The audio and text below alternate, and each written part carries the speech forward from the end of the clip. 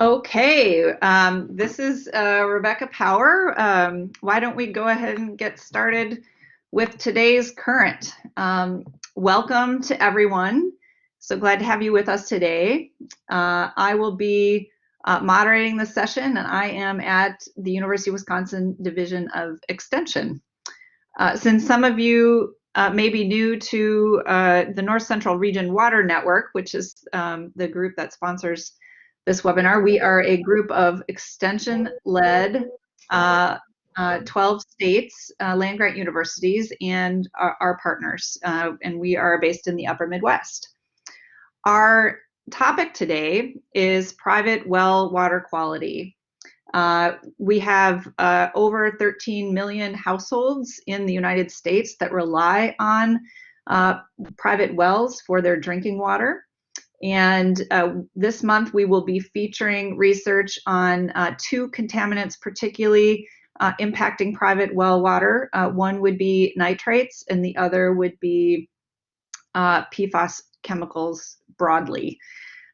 We will be going over a little bit of how, some research in nitrates and PFAS, and also some outreach and how professionals are working with private well owners to help them protect the quality of their wells. The way these webinars work for us, we would like them to be interactive, so please submit your questions for presenters in the chat box. That chat box is accessible. There's a little purple tab in the lower right-hand corner of your webinar screen, so you should be able to click on that if your chat box is not open already and submit the questions there.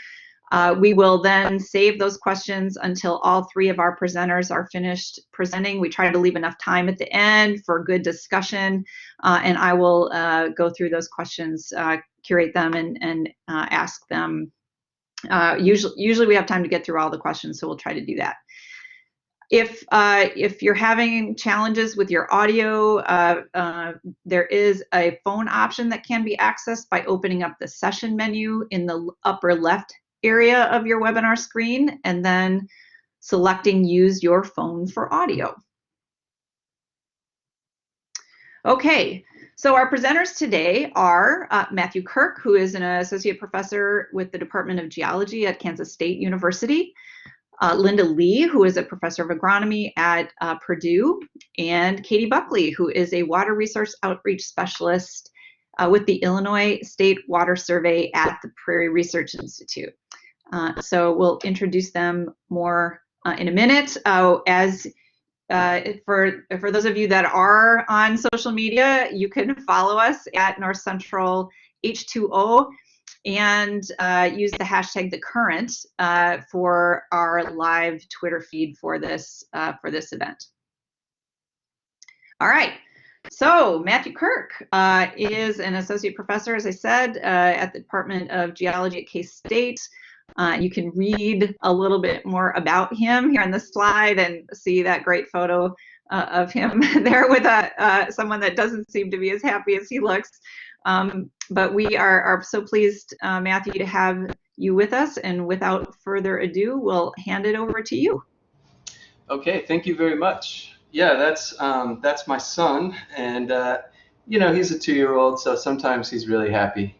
And other times, he's a 2-year-old. So, but I wanted to use that picture because,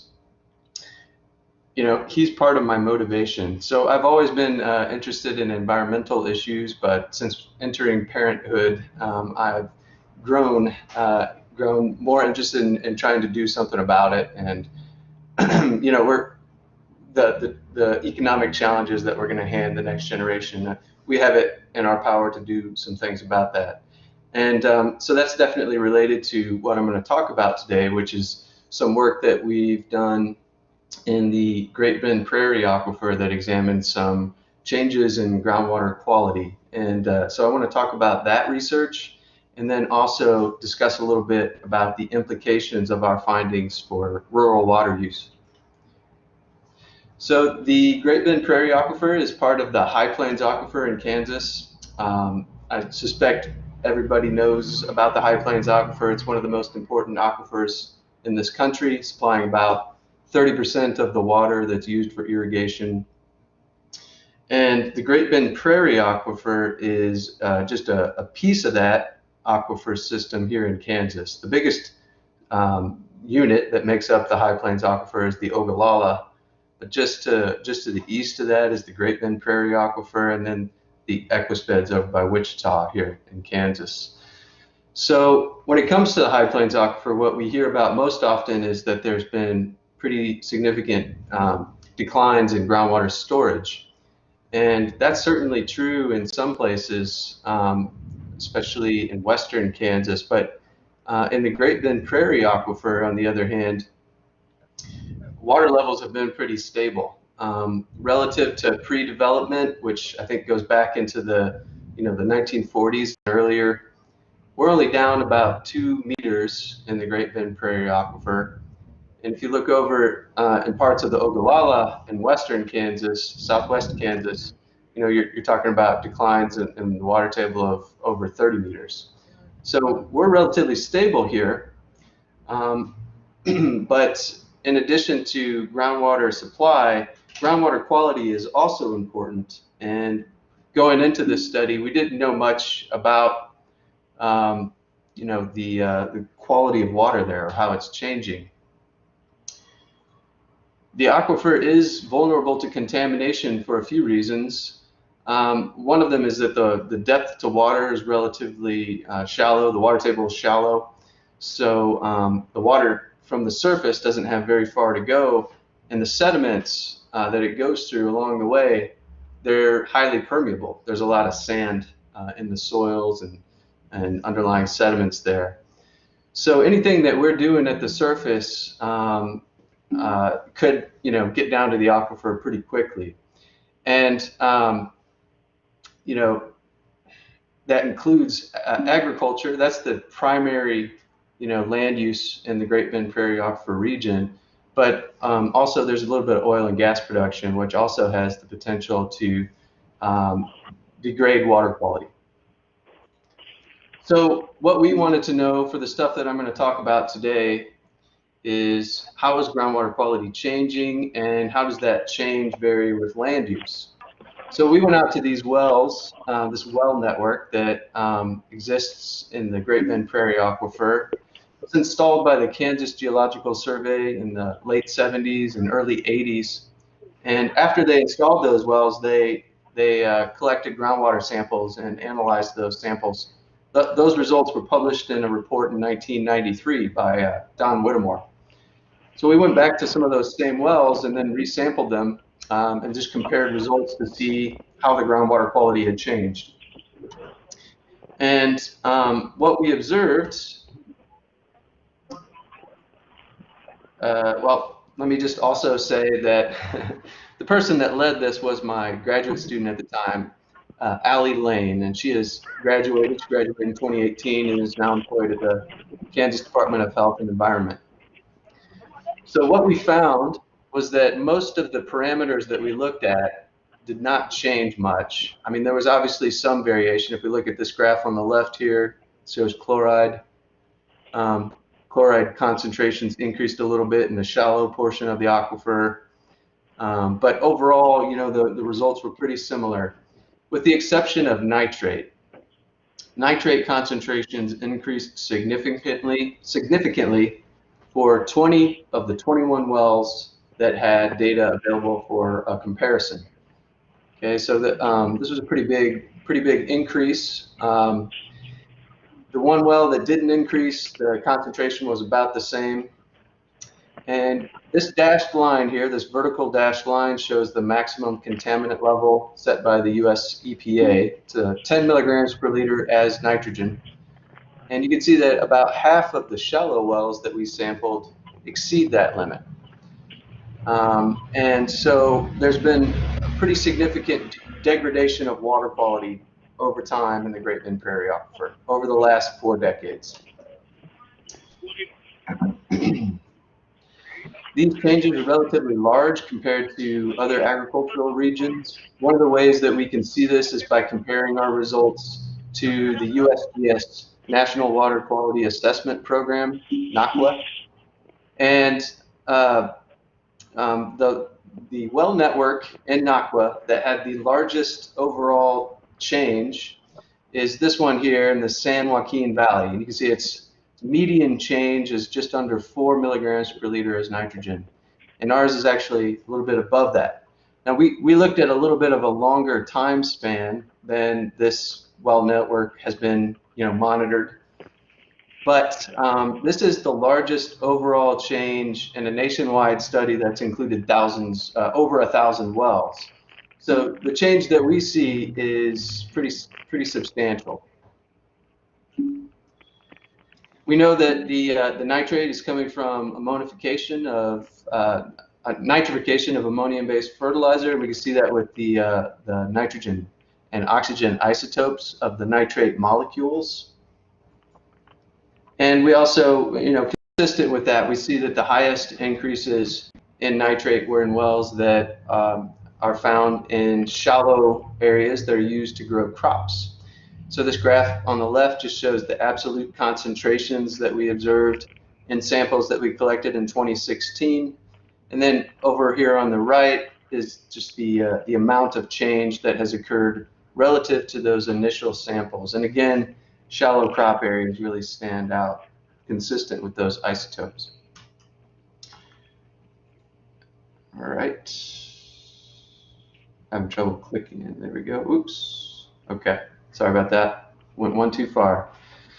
So what can this tell us a little about water use? In Groundwater Management District 5, by the way, is the Kansas Groundwater Management District that largely coincides with the Great Bend Prairie aquifer. And the stats that I have for water use are from the Groundwater Management District. So I've done a little bit of a label switch on you, but it's the same thing. So most of the water is used for irrigation. No surprises there, since it's an agricultural landscape.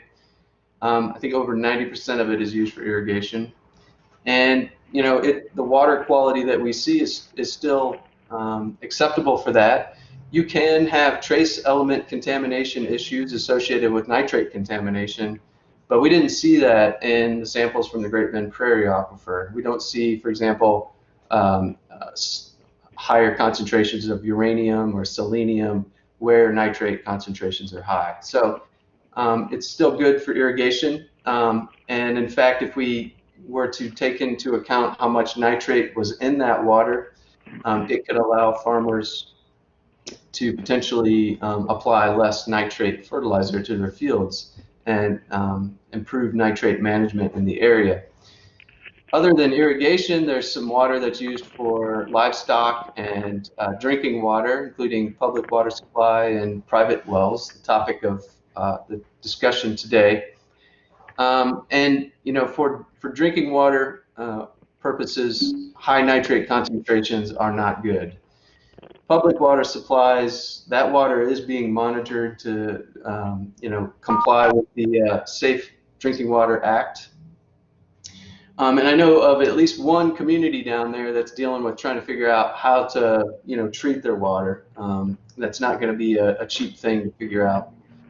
But we really don't know much about the exposure of people using private water wells.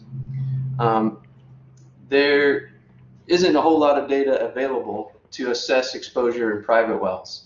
Kansas has amazing data collection for water supply, including pumping rates and water levels, but there aren't many sustained water quality monitoring programs and very little information about private wells. So we need to know more about that. And in the meantime, we're encouraging anybody we talk to periodically check their water quality. And there's information available on some local resources that can help them figure out how to do that. Here in Kansas, the KDHE has a really nice webpage with a lot of information. And then locally in Great Bend, Kansas, the Barton County Environmental Management Division can hook people up with labs to analyze their water. So I'm very grateful for the folks that contributed to this work, as well as the funding, and I thank you very much for your attention.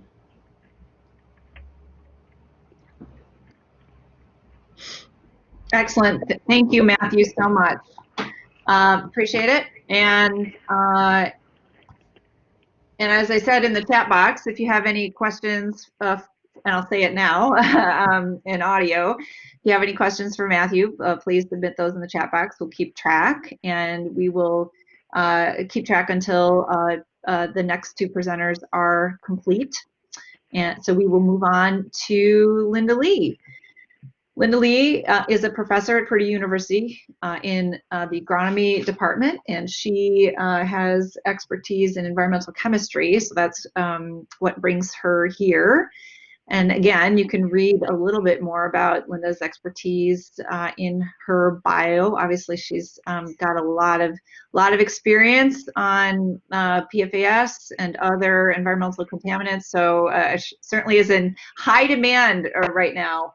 The North Central Region Water Network did have a previous webinar in November of 2019 focused more on PFAS 101 and some of that background research on PFAS. So if you're looking for more of that information, you can go to that webinar. Linda is going to move us forward a little bit with her presentation today on PFAS sources, conduits, and impacts to private wells. So thank you so much, Linda, for joining us. Thank you. Just as Matthew had just talked about understanding more about what is in private well water, again, with the PFAS world, it's also pretty slim pickings right now. But a lot more research is going to be happening over the next year or two looking at some of the private well water. So I'm going to just try to do a few little PFAS basics and again, just refresh a couple things from last November and then give you some examples of at least trying to understand PFAS transport to water supplies that could then impact your well water. So just to remind us that this class of compounds, it's a very large class of compounds and there's multiple sources. And I just want to focus, I think, today to just highlight the fact that in most rural communities, I would say that our sources are typically atmospheric deposition, land application of composted materials or biosolids that get land applied as a fertilizer source. And in some cases, you might have treated effluent being used for irrigation. And something that people oftentimes don't realize is that pesticide applications can lead to PFASs in water supplies as well, both because they are now known to be carriers in some of those pesticides, surfactant carriers, as well as the actual pesticide. And just to remind us that this is a very large class of compounds, and even for the best chemist, we are pretty overwhelmed with the number of compounds that we actually are starting to see and detect in our own environmental samples. So we know there's been close to 5,000 produced, maybe only half that's possibly in routine production that has impacted different environmental targets. But it's just important to realize this because when we talk about the PFAS as being our forever chemicals, and then you also hear about them degrading, they degrade just to other subclasses of PFASs. And I wasn't quite sure where I wanted to present this, but I just thought for context, I should present this. So we should realize that, you know, EPA has regulatory guidance for two of the PFAS that most of us are familiar with, PFOA and PFOS, at 70 parts per trillion. And to remind us, a part per trillion is basically a second in 32,000 years. So we just need to understand we have just amazing ability to detect things now. And theirs is 70 parts per trillion for the sum of two of the PFAS. And we said there's numerous ones, but now we have lots of different state-specific regulations that are coming online. And a lot of these are provisional at this point and not hard regulations. The most recent was California. They're wanting to propose really very low parts per trillion level, order of magnitude lower than even EPA. Michigan's latest thing that I have on the bottom here, forgot I can use my little hand here, is they want to adopt 8 parts per trillion, for example, for PFOA for drinking water as their maximum limit. And then when that gets backed out, it gets backed out to basically 0.16 parts per billion in your soil. And your soil now can actually get that high just from atmospheric deposition. So it kind of causes some problems. And then when we think about the wastewater treatment plants, which are our, municipal resource for treating waste, in Michigan, they have really low levels for what can be discharged from the plants into the streams, and most of the effluents can't meet that. This is translating into levels that might be in soils or in the biosolids, and things are just all over the board. So just keep in mind that we don't have a good handle yet on what would be good regulatory guidelines, and everybody's kind of trying to do their best. And so this was presented in November, but I wanted to remind us that wastewater treatment plants, we think about them as sources, but they're really conduits. The sources are mostly coming from our homes and industry. And how does this affect private well owners? And that's because some of this wastewater that goes through the treatment process but doesn't actually address PFAS ends up getting discharged into streams, or in some cases gets used for irrigation. And so that means that even if you don't have the benefit of municipal water supply, your nearby municipal water treatment plants are then really conduits to PFAS that could end up in your private wells. And this is just to remind us that because you have all these subclasses, we have things we call precursors, and they're typically not what we're monitoring. We're monitoring in the water things that we call these perfluoroalkyl acids. So all the precursors that are present can basically degrade in any kind of environment that's microbially favorable, which includes our soils, our gardens, just about anywhere. They degrade to these other acids. And then you'll hear terminology about short and long chain, and it's all really about how many of those carbons have fluorines on them that control whether we call them short or long. And that affects transport. That's why I'm mentioning it now. And I think if you joined in November, you learned of the fact that these compounds are present in our waste-based fertilizers that get used. So here is your non-waste-based fertilizer. Well, some of them are waste manure, but here you have things from basically municipal materials that can be composted, like paper packaging.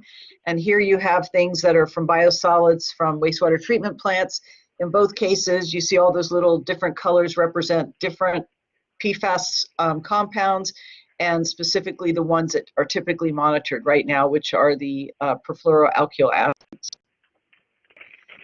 And so if we look at those compounds and we say, well, what can leach from those in terms of getting into our water? So that's what I wanted to show here. These were some tests we did in our lab where we looked at saturating these organic fertilizers and then pressing out the water, the pore water that's associated with them. And clearly you get a range of concentrations of the different compounds present, whether it's compostable packaging and food waste, grass and tree clippings, or if it's biosolid-based composts. And overall, if you have more in the material, then you're going to see more ending up in the pore water. But it's important for us to realize, even though we're talking like 70 parts per trillion, which is somewhere, I have to use my hand. Not as good with this hand. There we go. That might be somewhere right around here, and everything's, higher than that. Just remember that this is just what's leaving the source, and then it can be diluted and attenuated. So what does that look like in terms of transport? I wanted to put this up here because I get asked this a lot by a lot of people, including rural landowners, agricultural practices. It seems like if we have these compounds that we now are calling forever chemicals, that we should not allow them to be land applied, which means banning biosolids from land application, banning compostable fertilizers for land application. The problem is we know they're a good carbon source. So if you're in the climate change world, you want to see them used because they are a very resistant carbon source that stays in the soil for quite some time. They also release nitrogen much slower to soils. You just heard Matthew talk about nitrate issues. A lot of the nitrogen is released much slower from these organic fertilizers, so they don't lead as often to nitrate in our groundwater. The problem is if we just ban them, it's going to be a very heavy cost to people that are receiving benefits from the public municipalities, because they're going to end up with the cost, and it can be up to an order of magnitude. And really our two options for the most part is incineration and landfilling, and we have very little confidence in even that as a resource for getting rid of these biosolids. So I just tell people we just need to get non-essential uses out of our products, and then slowly work on how much concern should we be for PFASs that are getting land applied. So that's where a lot of research is being done. That's where I'm spending a lot of research efforts now. So when you're looking at transport to water, I just want to highlight a few key things. So you will get migration from the soil to the groundwater, and that's a major exposure pathway to your drinking water source, to your drinking water well. Whatever gets land applied and gets measured oftentimes doesn't include all these precursors, which can then transform once they get land applied in soil, whether it was from atmospheric deposition or application of a composted material. And then you do get dilution and attenuation that typically occurs during transport. And that attenuation is relative to carbon chain length. And so you see here, if you look at what's in the water relative to the soil, that the shorter chains, they are more prevalent in the water, and then the longer chains are much more reduced in their movement. So I better move here. So I'm just going to highlight a few field studies that we have. Most of them are based on industrial impact sites, because that's where all the focus has been in Minnesota and Michigan, in this case in Alabama. So we see that these compounds, once they're land applied, they do move through the soil profile. So here's, showing you movement of these compounds to 90 centimeters, and based on their chain length, they'll move at different amounts. And you can see, dilution occurs.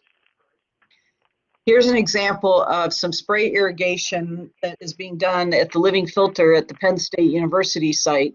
They've been using wastewater for spray irrigation for about 40 years. And here's a sample we just analyzed for them about a month ago. And you see there's several of these different PFASs that are present, and then this is just a total load. Then you can see that they're mostly in the surface, and they are transporting down. This is only a 10 centimeter core. Most of what's transporting down is actually those shorter, more mobile PFAS compounds. They're also the ones that we think that doses have to be much higher to cause any kind of adverse impact. And then here's what's showing up in some of the wells that are impacted by this irrigation. And so here, again, this dotted line is US EPA's targeted level. And you can see the values are lower than that. So if you were going by US EPA guidance, you're not concerned.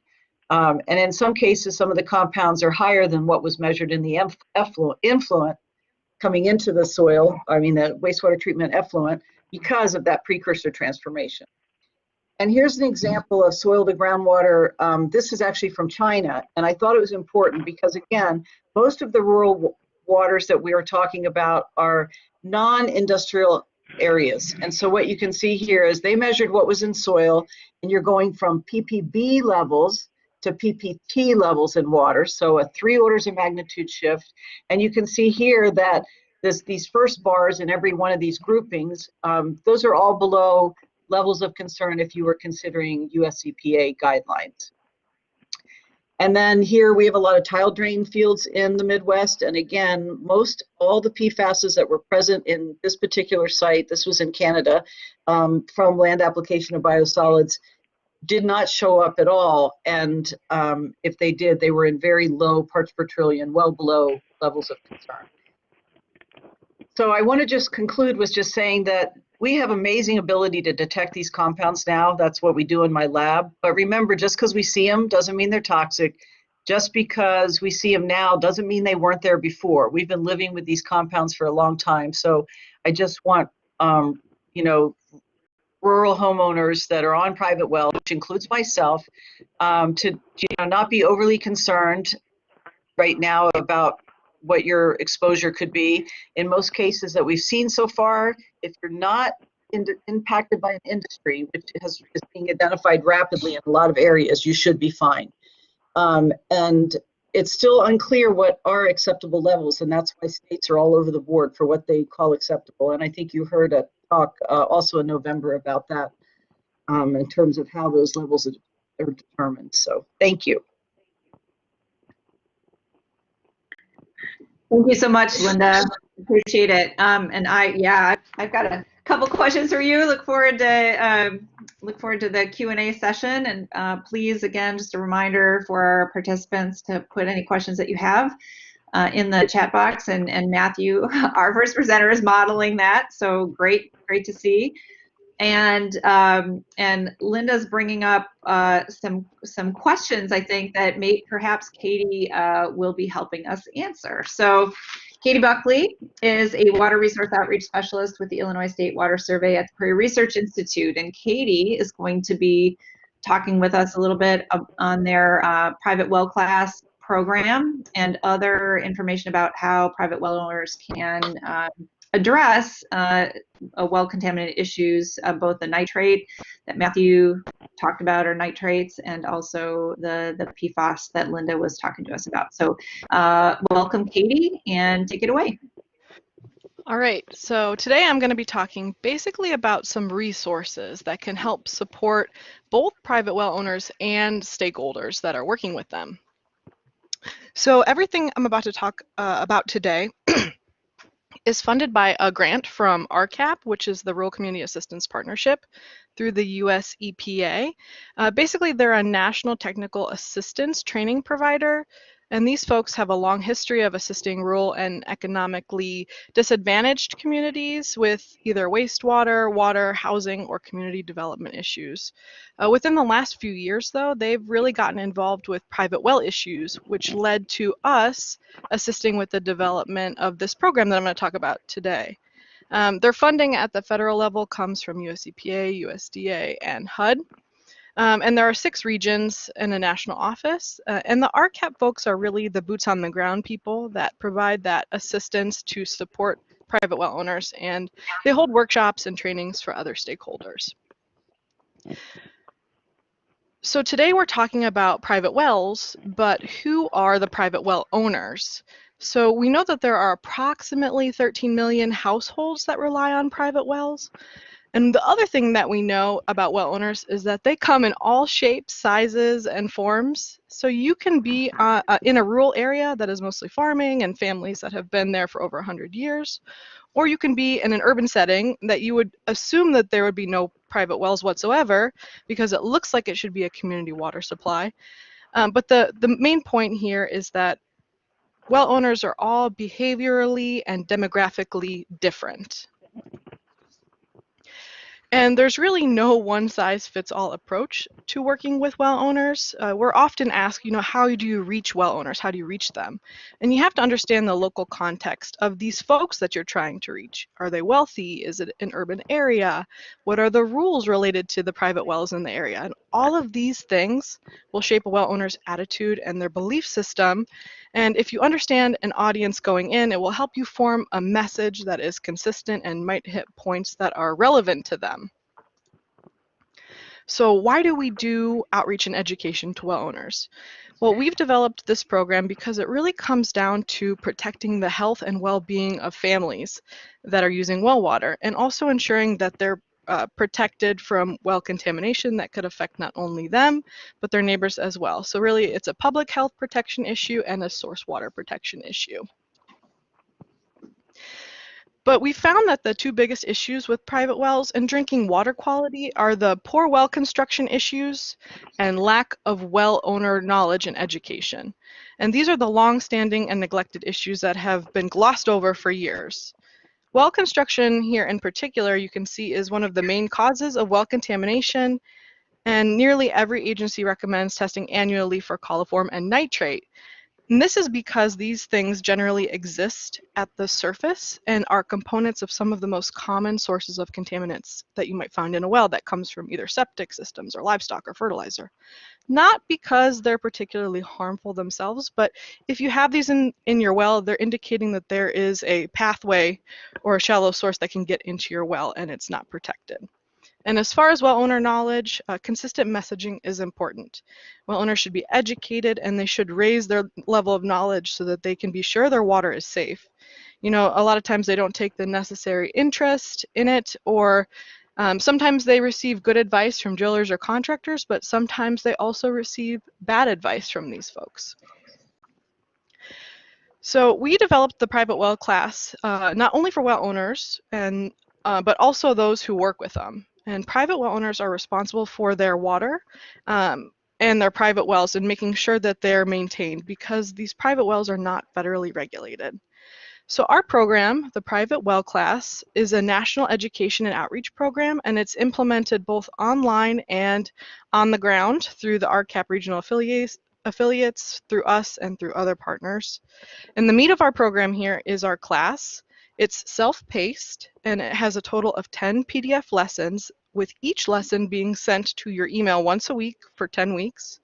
And our class, along with other resources, are all completely free. And we have webinars, podcasts, videos, and all of these other things that support the class available on our website. So this is the front page of our website. The core program is our class, and it helps stakeholders and well owners understand how their well works. It helps them get answers, properly maintaining their well, how to keep their family safe. And the 10 lessons of the class total about 80 pages of material. So this is the first and second page here of lesson 2, for example. At the beginning of the lesson, it explains what the important concepts are, and it'll give you an idea of what you'll learn. And the class does include diagrams and pictures. Here you can see that lessons are written in an informal conversational tone, and they reference a lot of other resources. So here are all of the other resources that were used to develop the class themselves. These resources give the class participant a chance to learn more from others with different writing styles from different parts of the country. So if they don't understand something in their lessons or something's not clear, they can go here and find out more information. And so we also, in addition to the class, have webinars for stakeholders and professionals, along with those intended for well owners themselves. Everything is recorded and available freely online.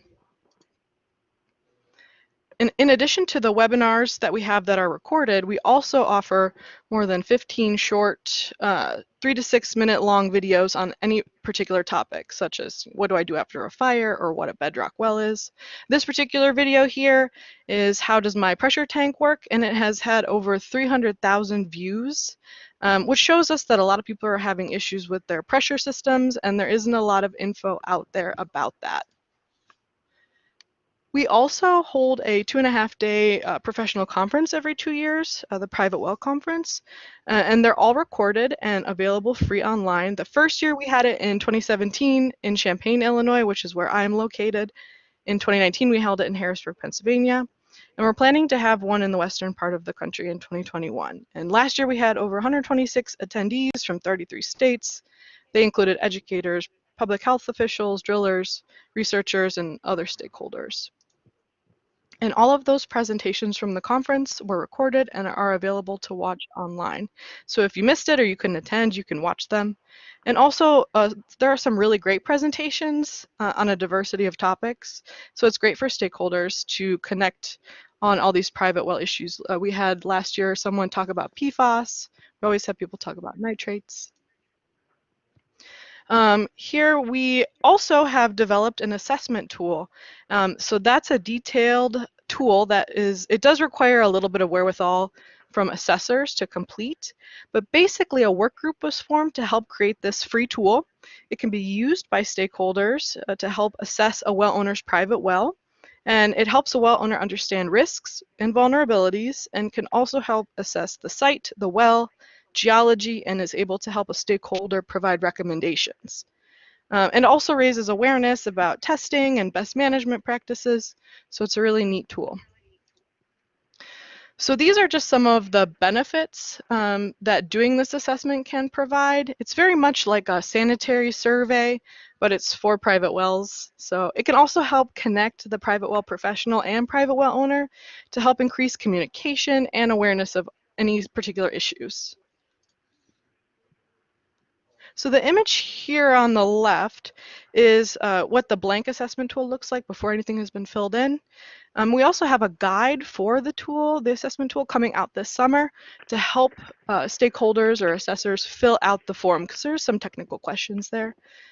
We can provide it in printable form. You can download it on our website, or the tool can be downloaded via app on a tablet. It's not available for mobile device, but fillable form is available on that tablet app. And this image here is just part of page 1 of a sample assessment that was done. And there's nothing too exciting here, but one of the goals for the assessment tool is to be able to give that well owner a completed assessment. And with it, they have everything that is known that's related to their well. So it's about 9 pages long that makes up the form. And a lot of times, once it's complete, the well log, if it's available, can be attached along with sampling results or pictures of the well. And it's really valuable to know, 10 years down the road, that 10 years ago, maybe there was a certain feature or something is no longer there. And this is something that the well owner can always have and turn to when they have any sort of issue with their well. And this is just showing us that now we're in our 5th or 6th year of our private well class program, and we've really had quite a large impact. So over the course of the years, we've reached a lot of well owners. So here is our overall impact. We've had over 8,000 class participants take our private well class. We've had over 20,000 webinar attendees. We typically get 300 webinar views a month and 30,000 video views a month, which is where a lot of people apparently are getting their information. And we answer questions through phone or email pretty much daily. So we've had quite a large impact over the course, but we still have a long way to go. So this is all my contact information. So if anyone has questions, comments, concerns, you can reach out to me via email or telephone. And here I've listed our privatewellclass.org website, so please feel free to check us out. Great, thank you so much, Katie. Excellent round of presentations, and we'll get right to the questions.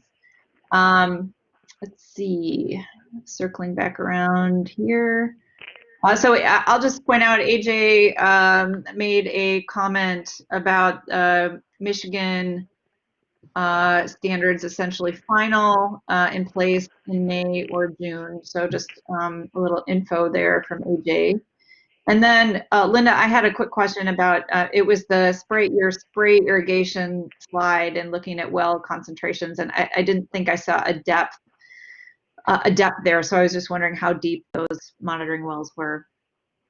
Yeah, that's a good question. And I just saw that too, so I'll have to look that up. But I think it's also important to realize that they have been irrigating for 40 years, and probably, most of that time we already had these compounds in our consumer products. And so what's interesting about that living filter site is that they were irrigating for a long time, and most of that stuff coming in is going to be from domestic products, clothing and cookware and packaging, and there'll be a little bit labs that might do certain things with depending on their research, not looking at PFAS, but maybe it's in some of the things that they use and they don't realize it. But I'll have to look. I'll try to look while we're still talking to see what the depth was. And something I didn't mention is the surface. I just wanted to mention the surface water. A lot of the discharge into surface water, when that ends up in groundwater, it can be so far downfield from the source that we really don't have an idea. And that kind of gets back to some other questions that people were asking about. Is there any easy way to decide what subset of wells we should sample in the rural area to get an idea of what's going on? But I would say wherever if there's any industrial impact, and then I think that we have to start looking carefully at where headwaters that might be impacted by land application of waste-derived fertilizers and treated effluent. So. Yeah, thank you. I think that's a question on everybody's mind. So, where do we start? So we'll hold that thought, and maybe develop it a little bit further. But I'll go on to Matthew's first question. Has anyone used PFAS as a groundwater age dating tracer?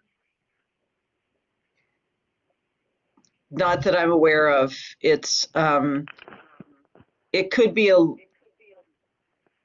so they've been used since the 1940s in products. So I guess, it's possible we could do it. But since there's so many of them that come from precursors, it could be hard, but it's definitely interesting. I was going to tell Keith, Matt, I was more interested in, I have some hypotheses about trying to correlate PFAS and nitrates in wells. And so, and depending on land use in the area. So it's something I might follow up with you on, Matthew. Thank you. And then another question for Linda, and I'm going to ask a two-parted question here. First, does your lab contract analyses of PFAS for researchers or private individuals? And then, following up on that again, for all of you, how would you recommend, well, particularly for PFAS, I think we've been dealing with nitrates for longer in that sampling, but how would you recommend a person start if they're concerned specifically about PFAS in their private well? So my lab, I am not doing commercial work because I didn't want my research to be compromised by that. However, I have done some samples for people, probably at much reduced rates than the commercial labs.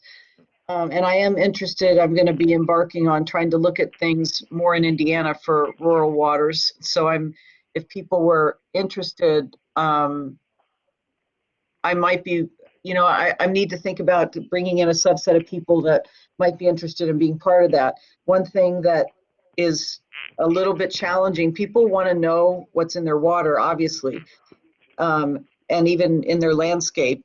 But it's a little tricky because like for a farmer, if he says, if he ever decides to sell his land, or even a homeowner, these compounds are showing up in comfort letters, which are letters that say, basically, if I find out that we have PFAS, we'll address it. It's a lot of legal things. So sometimes people, they want to know, but then they don't want to know because then they have to disclose the information.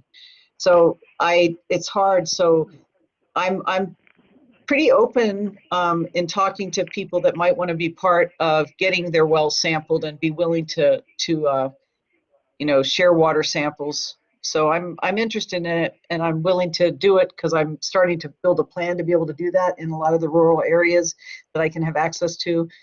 But I'm not a commercial lab because I can't be overwhelmed with samples. Yep, thank you, and thanks to one of my colleagues that switched to our Q&A slide, and Linda's email address is right there for people that want to contact her.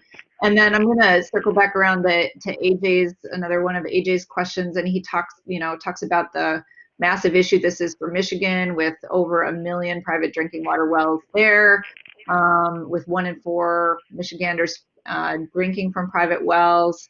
So he's asking, with too many wells to sample in all, do you all have suggestions for how to best inform a limited private well sampling program for PFAS? So I'm not sure exactly what inform means, but help to focus or prioritize and get people into that program.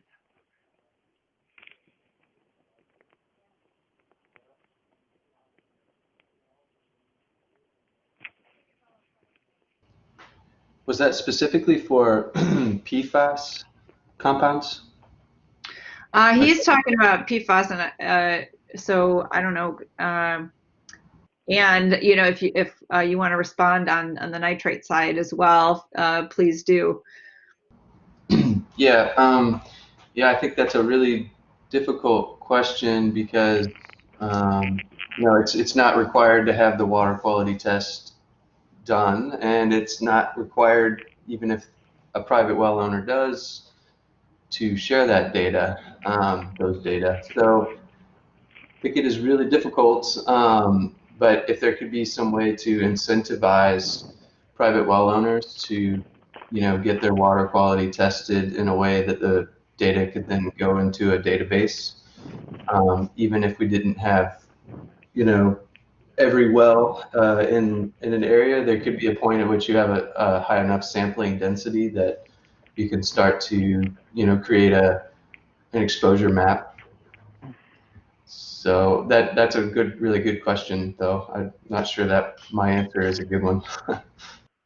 Katie, Yeah, and I was just going to say for the PFAS, I think you just have to look at land use in the area and then understand water movement in the area to make a decision of where you might want to focus your effort first. And in addition to, if there's industrial uses. And I checked in those well water, the well depths were anywhere from 20 to 92 meters in the Penn State wells. And the one that I showed the data for is one that they had seen other constituents of emerging concern in there. So that's why I chose that one as maybe a worst case scenario, maybe. So that means that, it's getting there, but they were still pretty low levels even after that many years of irrigation. and Katie, I'm going to ask, so I'm looking at Matthew's question, and David, I'm going to circle back around to you. So I know I see your question there, but we're on this maybe incentives to besides knowing water quality for their water, that can encourage private well owners to not only take the online training but to sample. So any thoughts from our presenters, and particularly from Katie, on incentives for sampling and really increasing their knowledge of how to better manage their own private wells?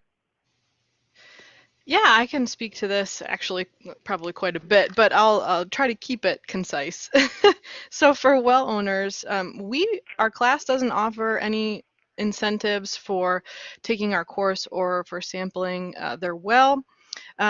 But we just offer knowledge for those that are interested. And it's really about changing attitudes of well owners. One good example is reaching out during a teachable moment. So something that happens maybe in the news. It's not always a great thing that happens, but that is a time when well owners would be more susceptible to listening, or even something that a well owner can relate to. A lot of times we have grandparents, in one of our sessions, and if we just get on their level and talk to them about, maybe they have grandchildren that visit and drink the water, they'd be more willing to test and or take the class to learn more about their private well and their water quality, so that way their water can be safe for their grandkids, whereas they might not care if they're drinking the water.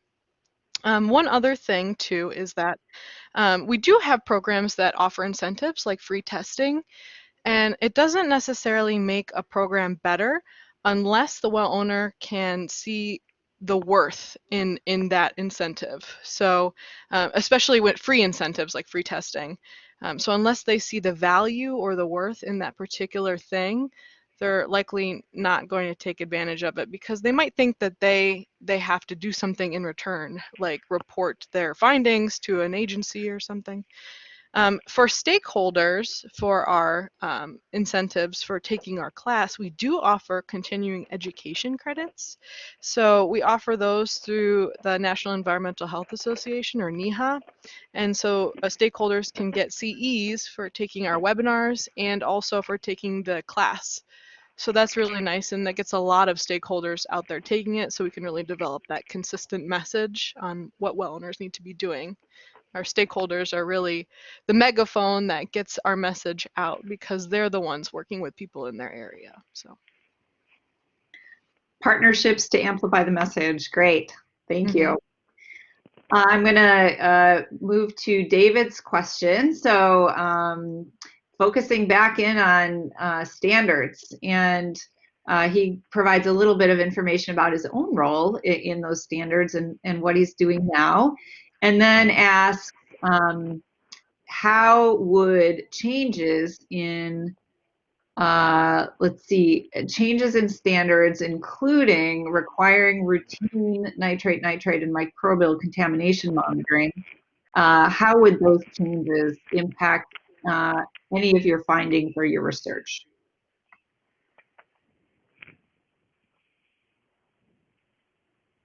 And Matthew, I'll ask you that first, obviously, since you were focused on the nitrate piece. Yeah, well, I would say that, either way, the fact that we do see a large increase in nitrate is important. So, whether that ends up being an increase that exceeds the maximum contaminant level or falls just short, either way, it's a trend, or at least a change that can be alarming, especially when compared to results observed nationally. So, yeah, so I think, I think it's a good question. I think if the standard were lowered, it could potentially increase urgency to understand, nitrate issues. We saw that, 15 years or 20 years ago with arsenic. If it went the other way, maybe there'd be less interest in understanding nitrate. But either way, like I said, for us, it was important to see that things have been changing. That was the main result that we wanted to document.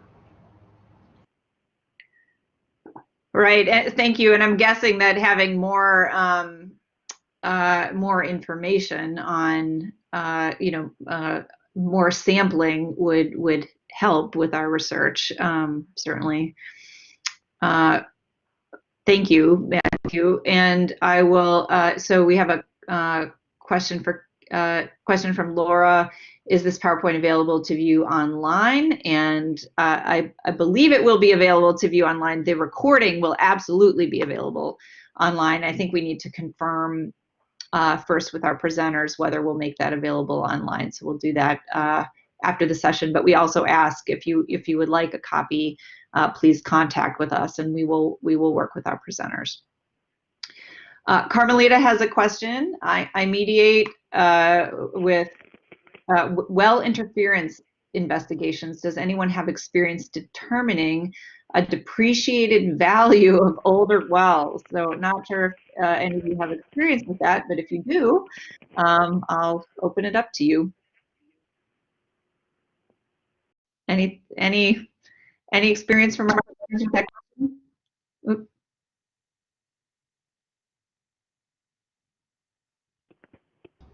Not from me, sorry. I don't have any experience determining depreciated value of older wells, but one other issue that we see a lot of is wells that are not up to code. They may have been up to code at one point and they're not so any longer, but depending on whatever local jurisdiction where you're at, those wells should be brought up to code. That's not necessarily related to determining the value of them, but a lot of times we see wells that just are at the point of being needing to be properly abandoned or filled in because they can be a hazard and they're no longer functional.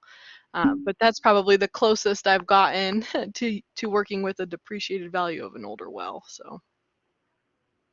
Great, thank you. Sorry, Carmelita, we can't be of more assistance with that question, but we tried.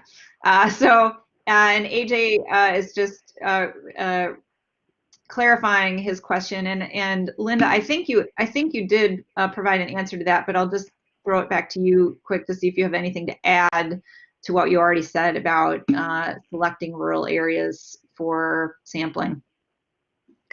Yeah, I think you just have to do the best homework you can do to make a decision on where you might want to start. And then oftentimes the results that you get might lead you to looking at other things. And one thing we have to remember, and this is where you can use other markers for that, is that you have to make sure that septic systems aren't impacting you have to think about the septic systems too, because when you're just trying to find out if it's there or not, just realize that it's in a lot of our everyday use products. Our biggest exposure is in terms of, what we're exposed to is usually in our office and home environment, car environment, even though the drinking water exposure pathway leads to more bioaccumulation in our body. So I think that, you have to keep that in mind. But other than that, just looking at how what's happening around properties in terms of farming and land application, and then also if there's industrial sources that might be in the area. And then also you say, and then you have to look at atmospheric deposition, so movement, typical atmospheric wind currents and things, as well as, where the groundwater transports, or the hydrogeology. So it's not easy, but I think there's enough information to try to use that to streamline where you might start, because you have to start somewhere. Great. Well, thank you so much to all of our presenters. Just excellent and timely information. John, your question about where you can find a summary of the presentation, you can look at our Twitter feed first. There's been a lot of great action there, and thanks to Ann Nardi for the live tweeting.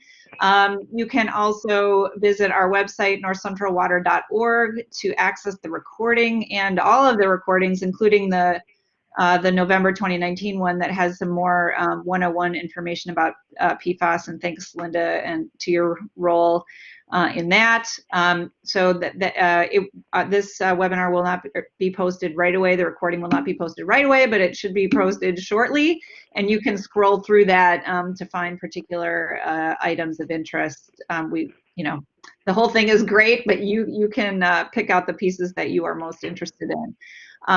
So thanks again so much for participating with us this afternoon, and hope to see you on a webinar in the coming months. Thank you so much.